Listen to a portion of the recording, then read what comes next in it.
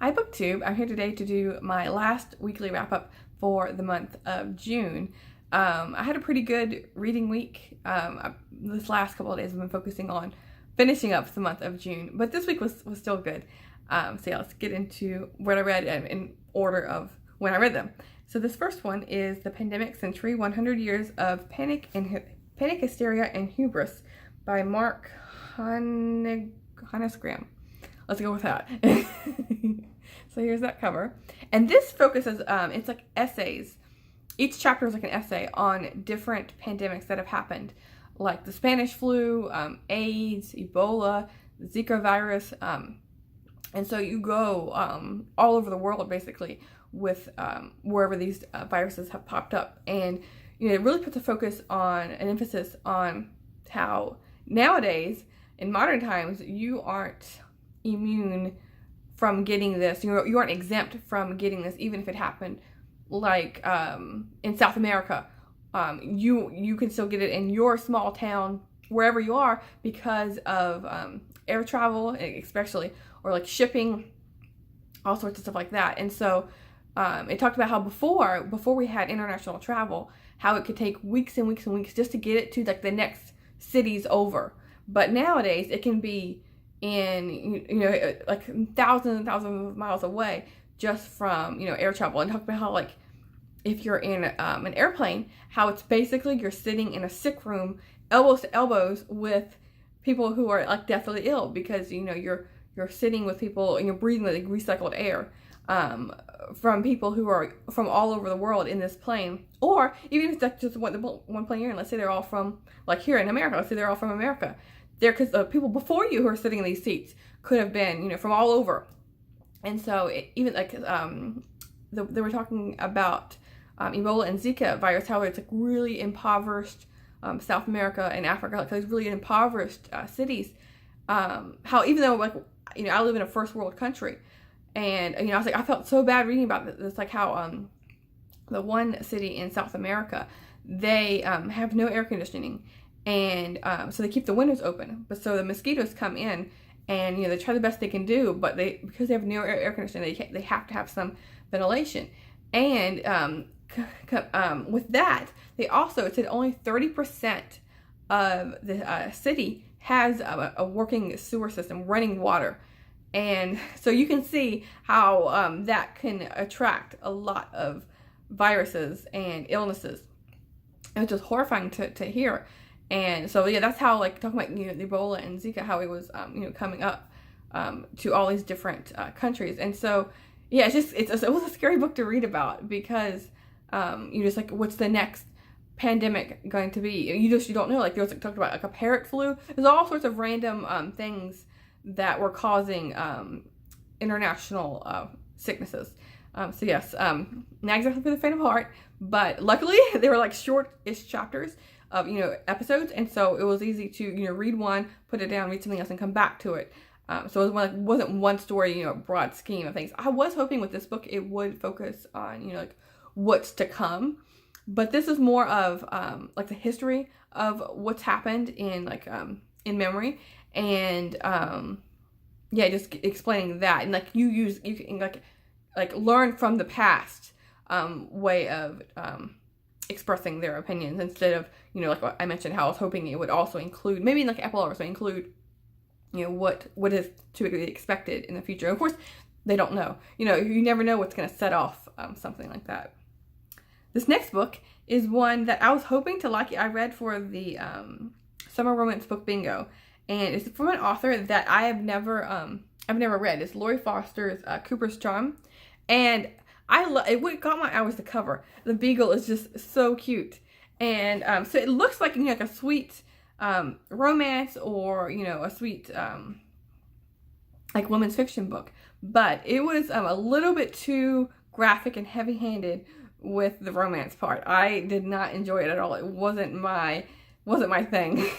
And so yeah, this is about, I never remember names.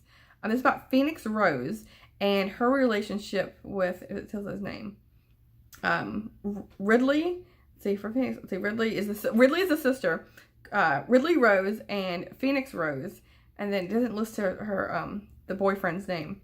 But it was an interesting take on it because it's set in an RV park, which I thought was really interesting. This woman, Phoenix Rose, she had a fiance and happy life, and then she becomes adrift, and so she goes to this like lakeside resort called Cooper's Charm, and it's like really like nice scenery. So I like the setting of this, but yeah, it was just way too graphic for me.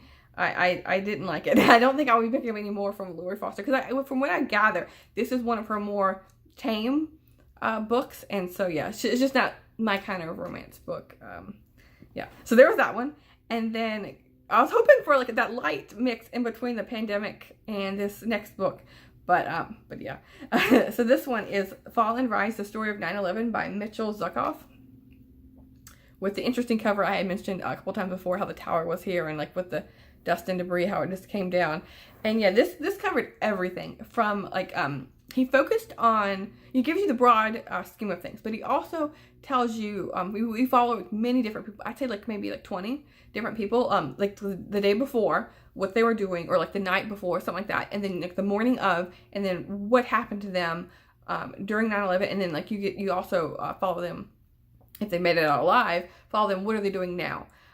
So I like that you kind of get both ways of like writing history. You get to follow like specific people, so you really feel get a sense of place and what was happening for like the Pentagon, on the airplanes, and in the Twin Towers. And then you also get what's happening overall. What are people thinking who are in a role of government, or the air traffic controllers, or volunteers, the firefighters.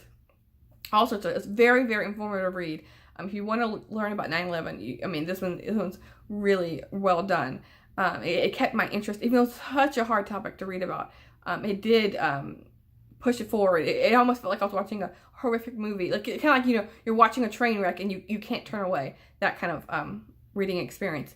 And what struck me is like it was talking about how there's by the 20th anniversary, which is coming up, by the 20th anniversary of 9/11, more people will have died from like different disorders like cancer and all of that, and trauma than who have died on that day, which was very gruesome, because like they were breathing in all these like toxins and chemicals and the dust and all of that, and so it's like affecting their lungs and giving them all sorts of disorders.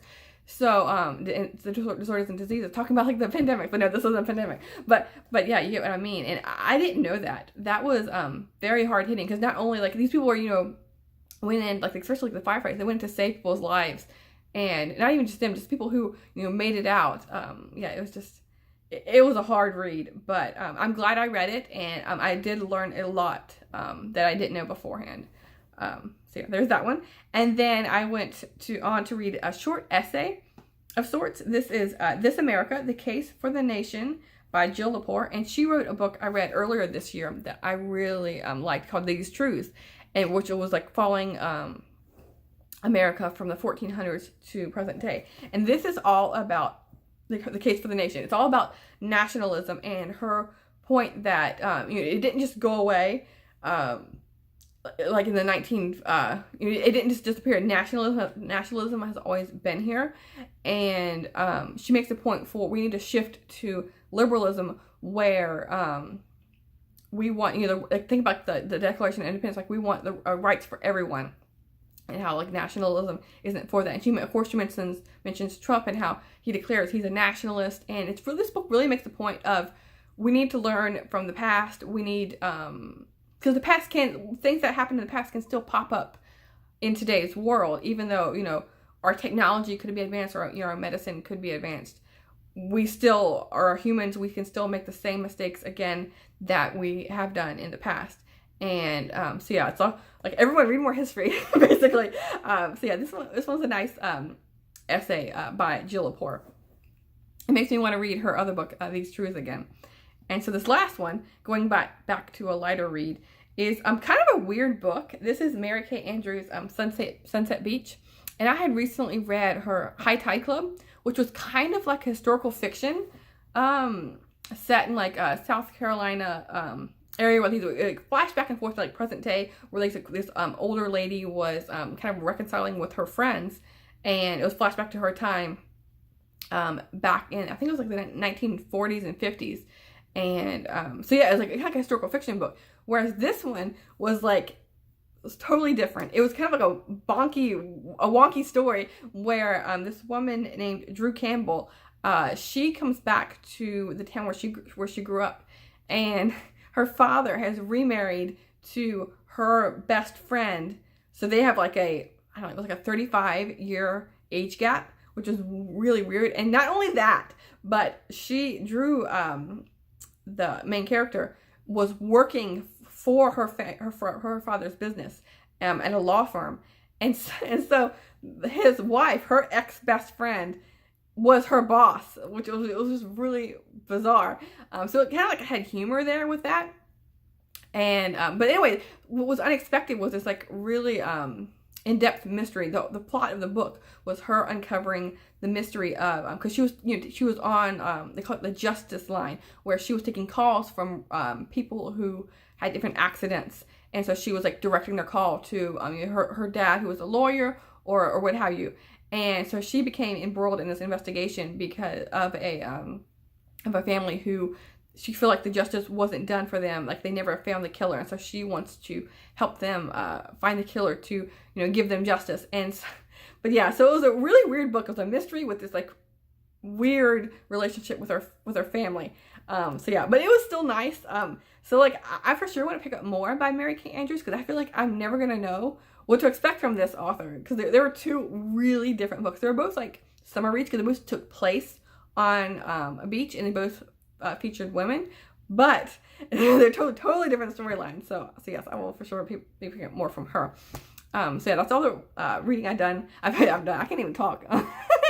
These are all the books I was able to complete this week. Let me know if you've read any of these books, and I'll talk to you soon. Thanks, BookTube.